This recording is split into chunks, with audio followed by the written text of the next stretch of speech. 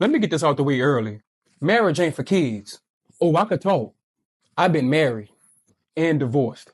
It ain't for no punks, no cowards, and definitely not for people that still confuse attention with love. So real quick story. So the first time I got married, yeah, first time, I didn't know what the hell I was doing. I didn't really want to do it. All I knew was I just wanted to be in the same house with my kids. So I thought being miserable just to be there was the move. Delusional. Straight delusional. And God got a sense of humor, yeah. Because guess what day I got married, y'all? April 1st. Yup, April Fool's Day. And bro, I looked the part too. I don't even know where that picture at. But I promise you, I look just like I signed a Death Row Records in 1996. All black fit like I just got auctioned off at the courthouse. Look, I wasn't as acquainted with God back then as I am now. But I thank him for grace and forgiveness. Cause I was wildin'. Oh boy, I was wildin'. I was married in April, out by Juneteenth. And that should tell you something. Because when you do things out of order, when you move out of flesh and not in faith, it's gonna crumble, cookie. God don't bless nothing he didn't offer. Marriage ain't a photo shoot. It ain't an upscale baby shower without the baby. It's not a block party. It's an assignment, a covenant. Y'all keep treating weddings like it's a damn family reunion. And y'all be mad when half the guests eat all your food and don't drop nothing in the gift box. Y'all heard about that couple that got like $1,000 from their wedding? They had like 300 people there? Yeah, I would have turned that into a robbery. Table 5, run it. A covenant is not a contract. You're not signing the Rock Nation, Meg Thee Stallion. This ain't a handshake with Quavo. This is a sacred promise between you, your partner, and God. The official definition is a solemn agreement between God and a person or people. Wait, people? Whatever. Anyway, where God makes binding promises in return for obedience. And guess what? God is the center string. That's the spiritual bond that holds it together. Not y'all matching outfits and not the wedding hashtag. God. Let me give you a little will wisdom. When you say them vows, you're not just saying cute words. That's a decree to God. You may be looking at your bride or groom, but you're speaking directly to the Most High. And you don't play with him. When you break covenant without God's release, and just so we clear, God is Suge Knight. He don't do releases. There are consequences. And real life consequences of breaking covenant. Disconnection from purpose.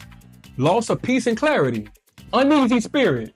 Delayed blessings. Constant frustration. Financial struggle. Yeah, you're gonna be broke. Random chaos. Internal guilt. And the worst one, spiritual disqualification. But that list got more side effects than a prescription commercial. Be like, take this for heartburn. But may cause depression, diarrhea, and the urge to yell at your mama. Galatians 6:7. Do not be deceived. God is not mocked. A man reaps what he sows. What Big Papa in the sky trying to tell you? You walk away from a promise. Don't expect harvest in your next season. If he let you make it the next season. For better. When they get a raise and finally pay bills without blinking. For worse. When they crash the car and call you crying. For richer. When y'all got that PPP loan. For poorer. When your lights got cut off and y'all eating noodles with your phone flashlight. In sickness. When they got COVID, flu, and a bad attitude. In health. When they back in the gym looking like a fitness influencer again.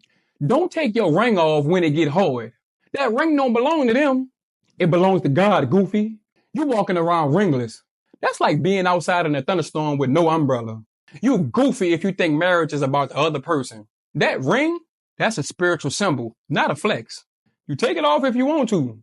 See how exposed you are. You might as well walk outside in a hurricane with baby oil on your feet. And if you got the audacity, and I mean audacity, to interfere with someone else's covenant, oh baby, you playing with death. Sleeping with a married person? Oh, God didn't mark you like Copenhagen. You might as well dig your plot, order your headstone, and schedule the choir. Don't be unequally yoked. But if you're unequally yoked, the more spiritual partner got a job to do. They got to carry your emotional baggage, spiritual baggage, your lack of prayer life, your immaturity. I could keep going. Y'all be out here running around spiritually naked and wonder why life keeps slapping you like Rick James.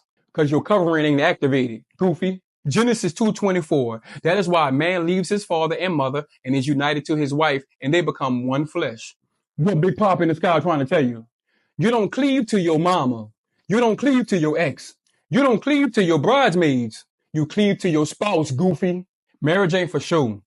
It's for spiritual war. And if you're not ready to fight, pray, grow, and serve, You're not ready for it.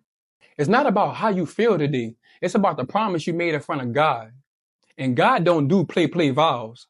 He takes covenant dead serious. So if you're going to play with something, don't let it be that. This ain't a game. This ain't a wedding hashtag. This ain't about how y'all look on Instagram. This is about God, your promise, your purpose, and your spiritual posture. Next time you say I do, just know God heard it too. Now that message, you will love.